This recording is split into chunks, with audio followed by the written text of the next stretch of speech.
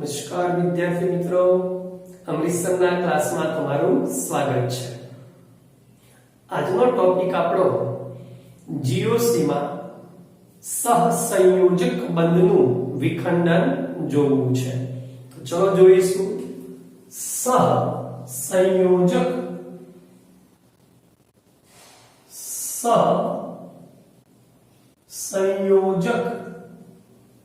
બંધનું વિખંડન બેટા।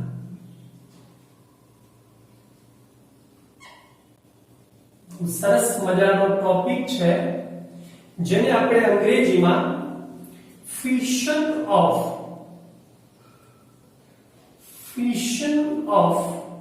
અ covalent bond કહીશું। મિત્રો કોવેલેન્ટ બોન્ડ એટલે સહસંયોજક બંધનું ફિશન સમજવું છે આપણે। મિત્રો સહસંયોજક બંધ કેવી રીતે બને એ આપણે જાણીએ છીએ। જ્યારે ઇલેક્ટ્રોનની ભાગીદારી થઈ અને સહિયારા ઇલેક્ટ્રોન યુગ્મ થાય ત્યારે સહસંયોજક બંધનું નિર્માણ થાય છે। આ સહસંયોજક બંધનું વિખંડન બે પ્રકારે છે, જે હું તમને એક સામાન્ય ઉદાહરણ દ્વારા સમજાવું। આ એક પરમાણુ છે, આ બીજો પરમાણુ છે મિત્રો। ચલો આ બંને પરમાણુએ એક એક ઇલેક્ટ્રોન આપી અને તમે સમજી શકો છો બંને એ સહિયારા ઇલેક્ટ્રોન યુગ્મ કરી અને સહસંયોજક બંધ બનાવ્યો છે। ચલો અહીંયા આપણે જોઈ શકીએ છીએ કે બંને એપ્રોક્સિમેટલી સમાન છે, માટે જ્યારે બંને છૂટા પડે મીન્સ બંનેની વિદ્યુત ઋણતા સમાન છે, માટે બંને જ્યારે છૂટા પડે ત્યારે આ એક ઇલેક્ટ્રોન લઈને છૂટો પડે છે, આ પણ એક ઇલેક્ટ્રોન લઈને છૂટો પડે છે। પરંતુ મિત્રો ધારો કે એક આ પરમાણુ છે, બીજો આ પરમાણુ છે, ભાગીદારી કરીને સહસંયોજક બંધ બનાવ્યો છે। હવે સમજી શકીએ છીએ કે જ્યારે આ બંને છૂટા પડે વિખંડન થાય ત્યારે આની વિદ્યુત ઋણતા વધારે છે, આની વિદ્યુત ઋણતા ઓછી છે, માટે શું બનશે? જેની વિદ્યુત ઋણતા વધારે છે તે બંને ઇલેક્ટ્રોન યુગ્મ લઈને છૂટો પડે છે, માટે આપણી પાસે આ જે મોટો પરમાણુ છે ને એ બંને ઇલેક્ટ્રોન લઈને છૂટો પડ્યો, એના ઉપર માઈનસ ચાર્જ આવશે, આના ઉપર એક બી ઇલેક્ટ્રોન નથી, માટે પ્લસ ચાર્જ ધરાવે છે। ઓકે, તો જો બંને સમજી લો બેટા, જો બંને એક એક ઇલેક્ટ્રોન લઈને છૂટા પડે છે તો આવા વિભાજનને વિખંડનને બે પ્રકાર પડે છે। સમજી લેજો, હવે બે પ્રકાર છે। પહેલો પ્રકાર સમવિભાજન, સરખું વિભાજન, જેને આપણે અંગ્રેજીમાં હોમોલિટિક ફિશન કહીશું બેટા। હોમોલાઇટિક, લાઇટિક એટલે તોડવું, હોમો એટલે સમાન પરમાણુ વચ્ચે, અને નંબર બી આપીશું આપણે વિષમ વિભાજન। વિષમ વિભાજન જેને આપણે હિટ્રોલાઇટિક ફિશન કહીશું। હિટલાઇટિક એટલે તોડવું ને હિટ્રો એટલે અસમાન। તો ફરીવાર સહસંયોજક બંધ ક્યારે બને છે બેટા? ભાગીદારીથી। ક્લિયર? તો પહેલું જોવું છે આપણે સમવિભાજન। પહેલો ટોપિક આપણો છે સમવિભાજન। શું લખી શકાય એક્ઝેક્ટ વ્યાખ્યામાં?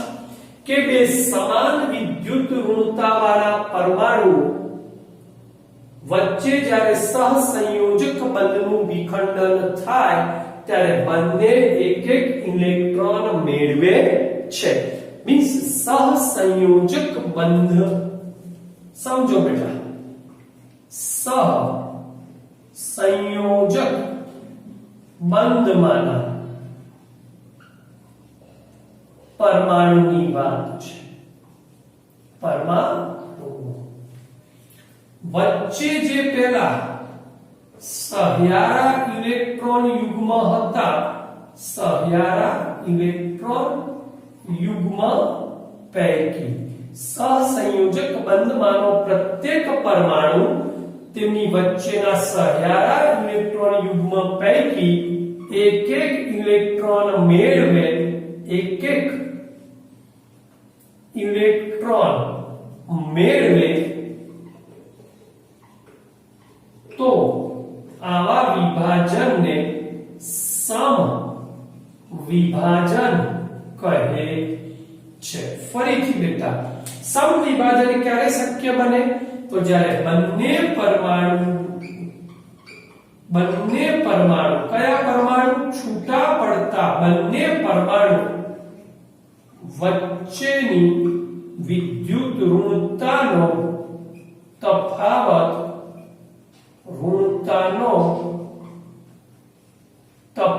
કેવો હોવો જોઈએ? ખૂબ જ ઓછો હોય.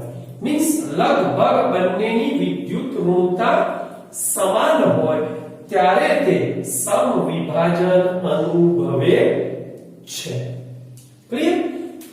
બીજી બાબત, બહુ મહત્વની બાબત કહેવા જઈ રહ્યો છું બેટા, કે સમવિભાજન બન્યું તે દરમિયાન શું ઉત્પન્ન થયું?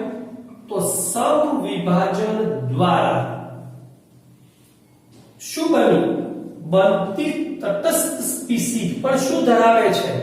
એક એક ઇલેક્ટ્રોન ધરાવે છે. તો સમવિભાજન દ્વારા અયુગ્મિત ઇલેક્ટ્રોન ધરાવતી, પાછી લખવા જઈ રહ્યો છું, એક તટસ્થ સ્પીસીઝ બને છે. તટસ્થ સ્પીસીઝ બને છે. સમવિભાજન દ્વારા અયુગ્મિત ઇલેક્ટ્રોન ધરાવતી એક તટસ્થ આપણને સ્પીસીઝ મળી, જેને હવે આપણે મુક્ત મૂલક કહીશું, જેને અંગ્રેજીમાં ફ્રી રેડિકલ કહેવાય. ફ્રી રેડિકલ કહે છે. ઓકે બેટા? તો આપણને એક અયુગ્મિત ઇલેક્ટ્રોન ધરાવતી સ્પીસીઝ મળે છે. અહીંયા ઉદાહરણ દ્વારા સમજીએ છીએ.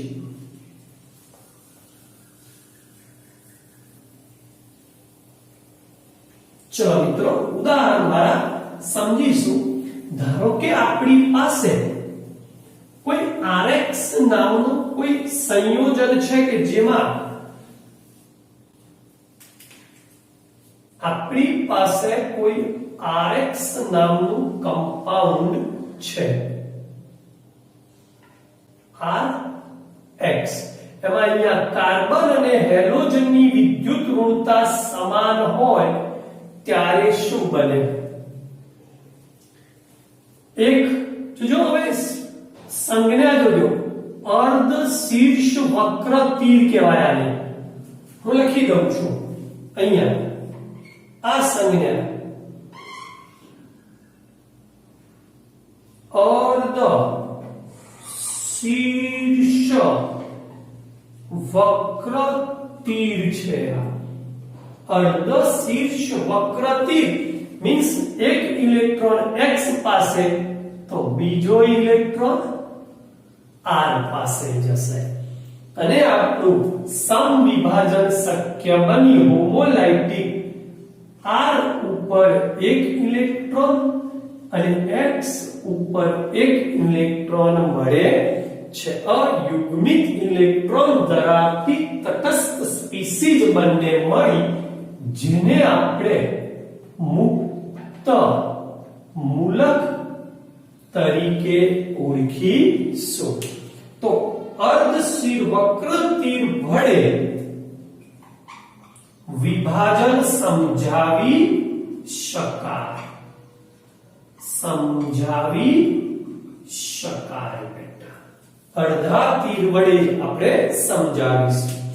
દાખલા તરીકે આ X આપણે જોયું. ક્યારે શક્ય બને? જ્યારે અહીંયા r અને x ની વિદ્યુત ઋણતામાં મોટો તફાવત ન હોય ત્યારે જ આપણને r અને x પ્રકારના મુક્ત મૂલક ફ્રી રેડિકલ મળે છે. આપણે આપણા ચેપ્ટરમાં આલ્કાઇલ મુક્ત મૂલકો જોવાના છે. આલ્કાઇલ મુક્ત મૂલકો માટેની ચર્ચા કરવાની છે. તો કેવા હોય જોઈશું. પહેલું ધારો કે આપણી પાસે CH3 મુક્ત મિથાઇલ મુક્ત મૂલક એમ બોલાય. બીજો આવે છે CH3CH2 ઇથાઇલ મુક્ત મૂલક. CH3 સમજી શકો છો આઇસોપ્રોપાઇલ મુક્ત મૂલક.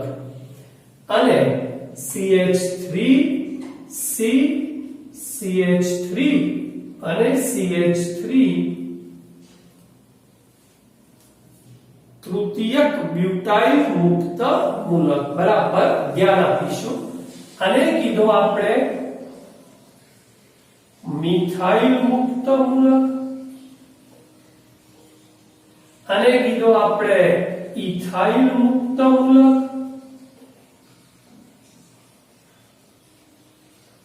અને કીધું આઇસોપ્રોપાઇલ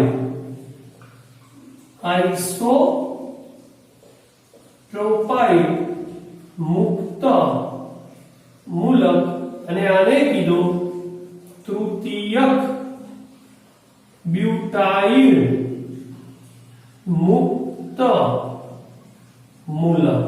બરાબર યાદ રાખીશું. આના સિવાય આને શું બોલાય બીજું બેટા? આને પ્રાથમિક મુક્ત મૂલક 10 મુક્ત મૂલક કહીશું, અને સેકન્ડરી મુક્ત મૂલક કહીશું, અને ટર્શરી મુક્ત મૂલક કહે છે. મીન્સ આલ્કાઇલ મુક્ત મૂલકો પ્રાથમિક, દ્વિતીયક અને તૃતીયક પ્રકારના હોય છે, જેમની સ્થિરતાનો અભ્યાસ આપણે કરવો છે. સ્ટેબિલિટી બોલાય, જેમની સ્થિરતા અથવા સ્ટેબિલિટી સ્થાયીતા નો અભ્યાસ આપણે કરવો છે. તો આ મુક્ત મૂલકો જે આવશે ને બેટા, તેમની સ્થાયીતા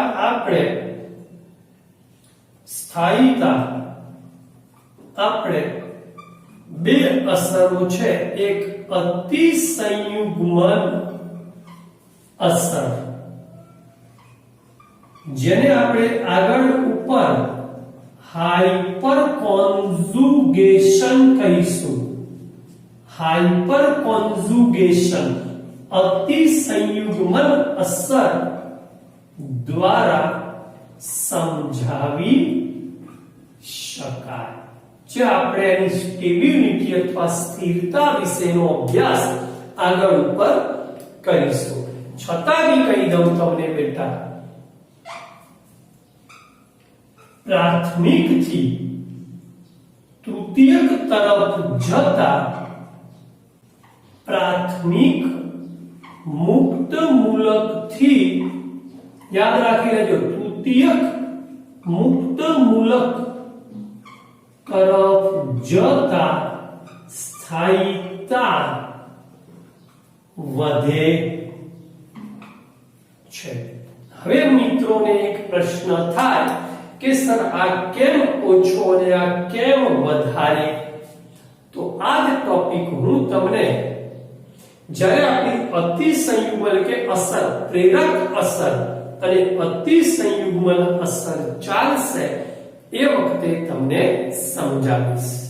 ઓકે, એક વખત વિડિયો પોઝ કરી લખી દેશો. ઓકે મિત્રો, તો હવે જોઈશું સહસંયોજક બંધનું વિખંડનનો બીજો પ્રકાર. કયો હતો બીજો પ્રકાર બેટા? બી ટાઈપ એનું સમવિભાજન. હવે જોઈશું વિષમ વિભાજન. જન, જેને આપણે હમણાં જ કીધું હિટ્રોલાઇટિક ફિશન. હિટ્રોલાઇટિક ફિશન છે, વિષમ વિભાજન છે, અસમ વિભાજન છે. હમણાં જ આપણે સમજાવ્યું કે જ્યારે બે પરમાણુ વચ્ચે વિદ્યુત ઋણતાનો મોટો તફાવત હોય ત્યારે આ ઇલેક્ટ્રોન કોની તરફ રહે છે? બંને જેની વિદ્યુત ઋણતા વધારે હોય તેની તરફ રહે. તો આ જ ઉદાહરણથી વ્યાખ્યા લખીશું આપણે કે મિત્રો વિષમ વિભાજન એટલે શું? તો સહ સંયોજક બંધથી જોડાયેલા પરમાણુ પૈકી જેમની, શબ્દો સમજો બેટા, જેમની વિદ્યુત ઋણતા વધારે હોય તે બે પરમાણુ પૈકી જેની વિદ્યુત ઋણતા વધારે હોય તે પેલા જે સહ્યારા ઇલેક્ટ્રોન યુગ્મ હતા ને, સહ્યારા ઇલેક્ટ્રોન યુગ્મ પૈકીના બંને ઇલેક્ટ્રોન યુગ્મ મેળવે છે અને જેમની અથવા જે પરમાણુની વિદ્યુત ઋણતા ઓછી હોય તે ઇલેક્ટ્રોન યુગ્મની ઉણપ અનુભવે છે. આ પ્રકારના વિભાજનને કયું કહીશું બેટા? વિષમ વિભાજન કહે છે. બરાબર સમજીશું કે સહસંયોજક બંધથી જોડાયેલા પરમાણુ, ચલો આ બંને સહસંયોજક બંધથી જોડાયેલા અને સહ્યારુ ઇલેક્ટ્રોન યુગ્મ આ હતું બેટા તેમનું સહ્યારુ ઇલેક્ટ્રોન યુગ્મ. તો જે પરમાણુની વિદ્યુત ઋણતા વધારે હોય તે સહ્યારા ઇલેક્ટ્રોન યુગ્મ પૈકીના બંને ઇલેક્ટ્રોન યુગ્મ મેળવશે. તો આપણે સમજીએ છીએ કે આની વિદ્યુત ઋણતા વધારે છે એટલે બંને ઇલેક્ટ્રોન યુગ્મ મેળવે છે, માઈનસ બને છે. આની વિદ્યુત ઋણતા ઓછી છે તો તે ઇલેક્ટ્રોન યુગ્મની ઉણપ અનુભવે છે અને પ્લસ બને છે. બરાબર સમજીશું. અહીંયા વિષમ વિભાજનથી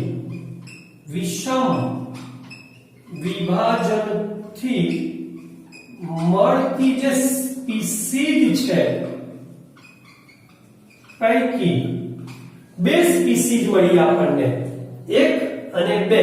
એ પૈકી પહેલાની વાત કરીએ. ચલો આ જે ઇલેક્ટ્રોન યુગ્મની ઉણપ ધરાવે છે, ઇલેક્ટ્રોન યુગ્મની શું ધરાવે છે બેટા? ઉણપ ધરાવે છે. આપણે કહી દીધું આ. તો મળતી સ્પીસીઝ પૈકી જો ઇલેક્ટ્રોન યુગ્મની ઉણપ એટલે જેમની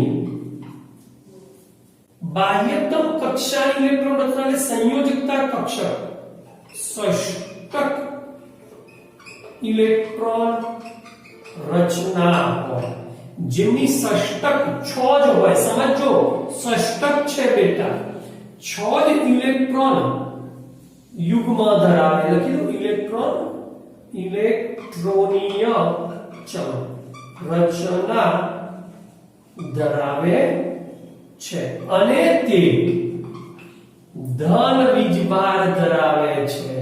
એનો વીજભાર કેવો હોય?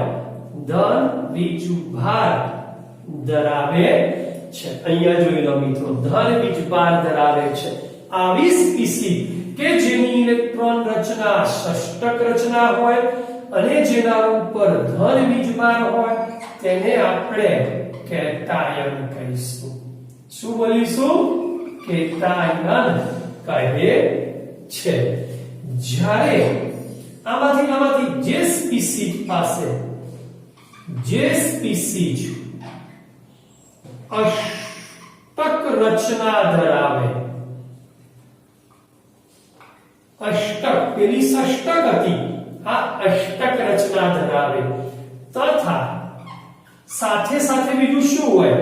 તો જો બેટા આની અષ્ટક રચના પૂર્ણ હશે, સાથે સાથે એની પાસે એક અબંધિત ઇલેક્ટ્રોન યુગ્મ હોય તથા અબંધિત ઇલેક્ટ્રોન યુગ્મ અથવા બીજું શું લખી શકો? અને વીજભાર કયો ધરાવે?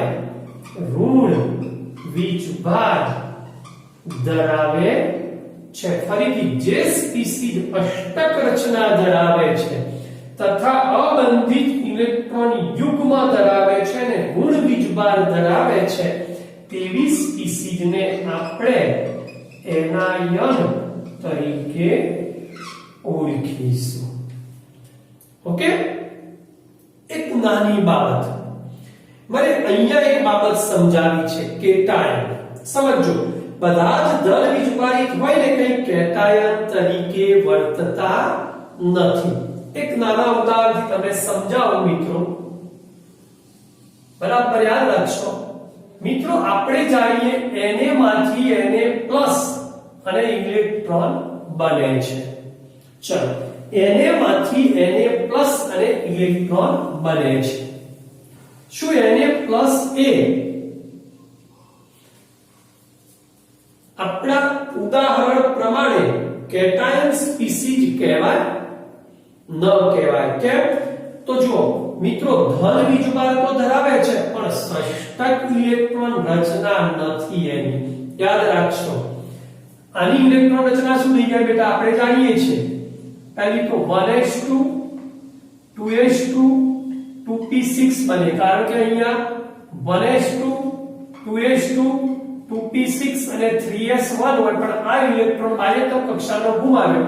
હવે જુઓ તો બેટા, બાહ્ય ઇલેક્ટ્રોન રચના સંયોજકતા કક્ષાની જે 6 ને 2 8 છે, અષ્ટક પૂર્ણ છે આમાં, માટે તે તરીકે ઓળખીશું નહીં.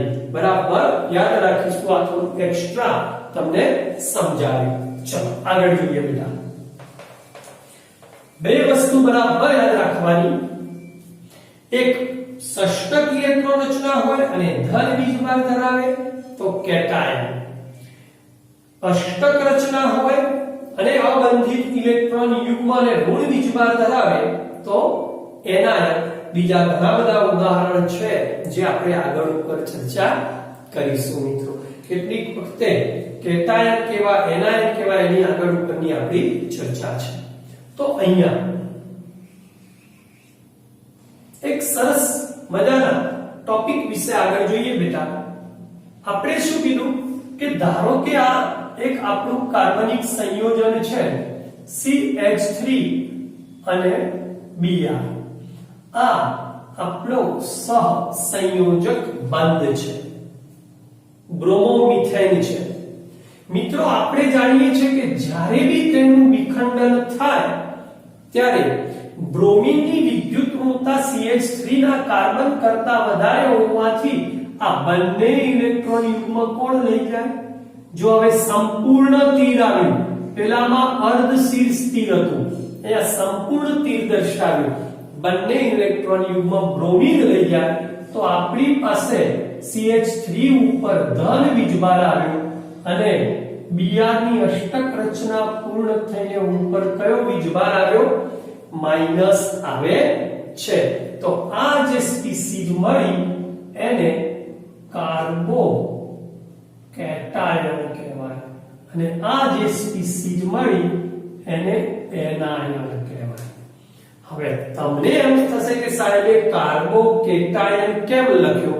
તો જો કાર્બન, બરાબર ધ્યાન આપજો, જો કાર્બન પરમાણુ હોય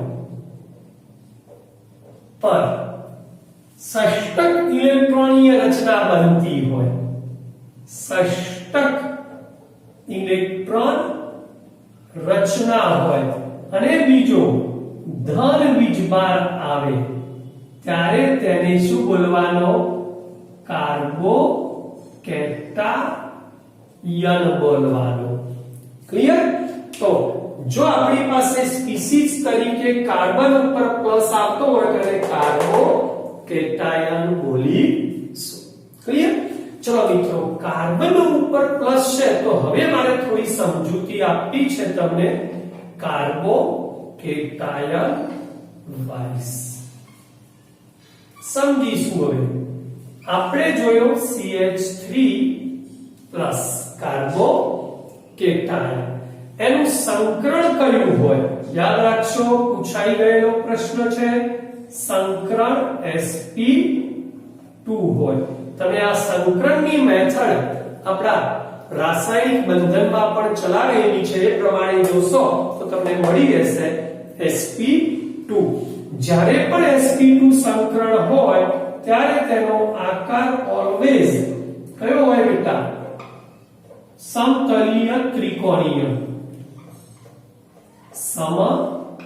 સમતલીય ત્રિકોણ આકાર ધરાવે છે. કેવી રીતે છે જોઈએ આપણે બેટા. આ કાર્બન છે, સમજો.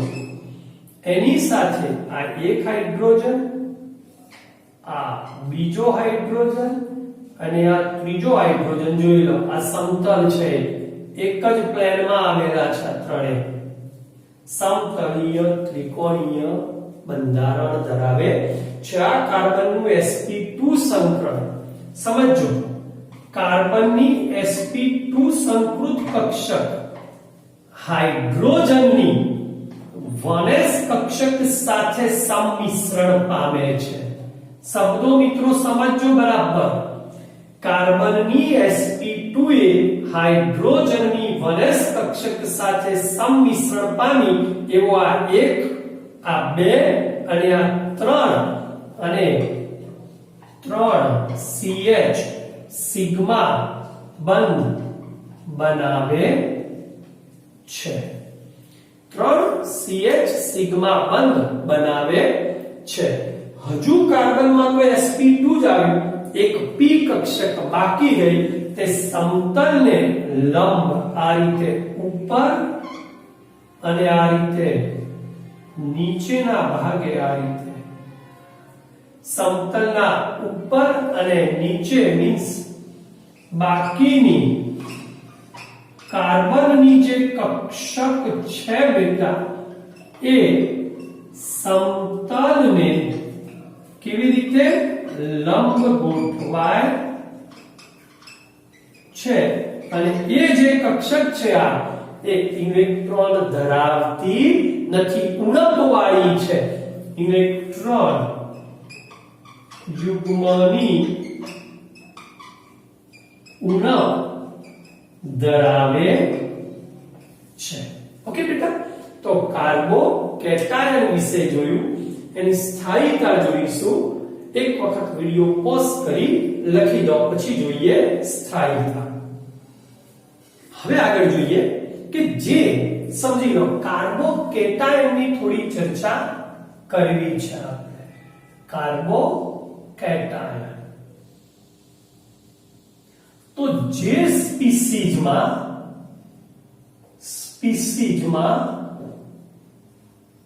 કાર્બન છે ને એ મેં હમણાં તમને કહ્યું ષષ્ટક ઇલેક્ટ્રોન રચના ધરાવે, 6 વાળી ઇલેક્ટ્રોન રચના ધરાવે અને બીજો ધન વીજભાર ધરાવે. આ બે શરત હોય ત્યારે તેને કાર્બોકેટાયન કહે છે. આવા કાર્બોકેટાયન સાથે મિત્રો કાર્બોકેટાયન જે છે એની સાથે જોડાયેલા કાર્બન પરમાણુ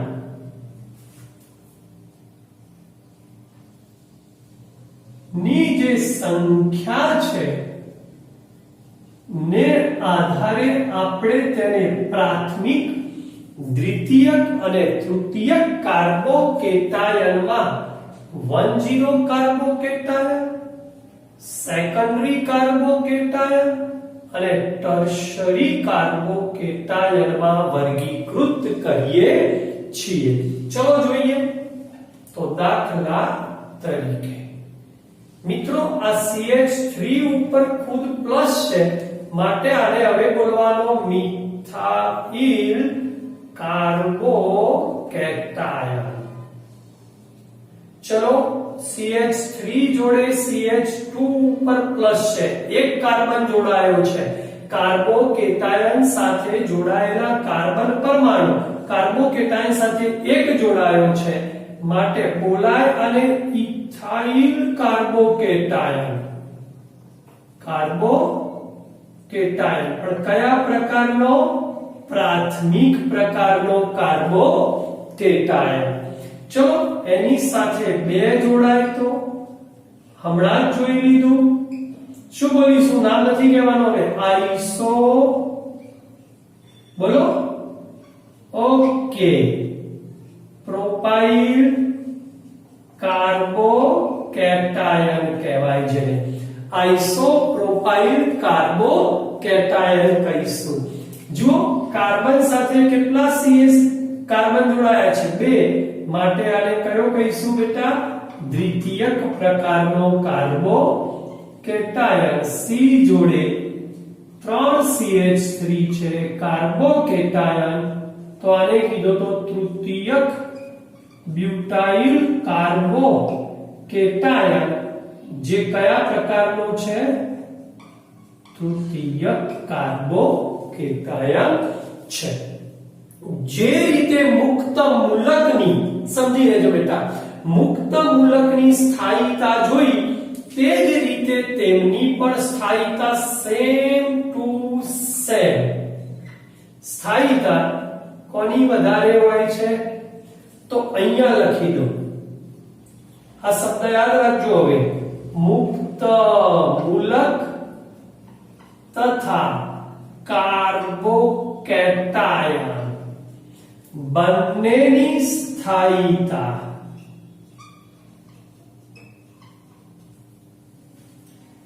એક પ્રેરક અસર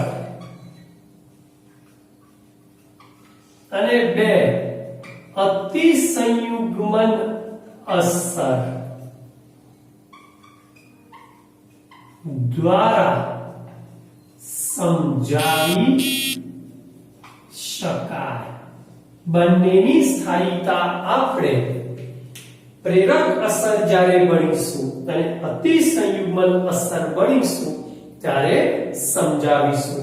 મિત્રો કેવી રીતે સ્થાયીતા આવી, કાર્બોકેટાયનના અન્ય ઉદાહરણો કેવા વગેરે જ્યારે 4 આપણી અસરો પૂર્ણ થશે એ વખતે નીટ અને જીમાં કેવા પ્રકારના પ્રશ્નો પૂછાયા છે વગેરેની ચર્ચા નેક્સ્ટ ક્લાસમાં કરીશું.